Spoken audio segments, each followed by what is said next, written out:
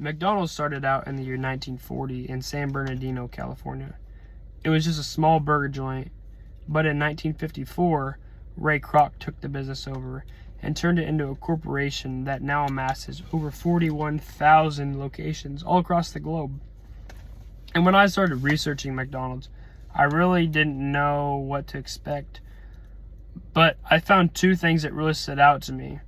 And the first one was that in 2014, the company was experiencing some profit loss. And it was actually because their food was deemed too unhealthy. And you're thinking, well, McDonald's is definitely not healthy. No, I didn't think so either. But they were coming under fire because their food was so unhealthy. And so they had to switch some of their beef products and their poultry products. And when you get a higher quality, higher grade food that's healthier, it's obviously going to cost more. And so in essence, that initial cost probably hurt a little bit, but they were gaining all those customers that wouldn't come anymore because their food was so unhealthy. They were getting them back along with new customers, and so their profits began to rise again. And the other thing I saw when I was researching was the technology that they implemented. So we go to locations nowadays and they have these kiosks, but you know, I remember going into McDonald's when they were first putting them in and I didn't even know how to use them.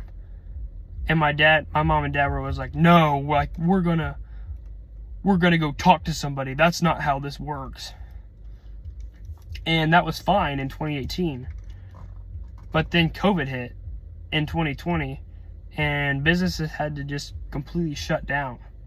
And so when they reopened, McDonald's was essentially ahead of the curve, because although the initial cost of the technology was extremely expensive, now they were ahead of the curve because social distancing practicing and these different social distancing laws were in effect.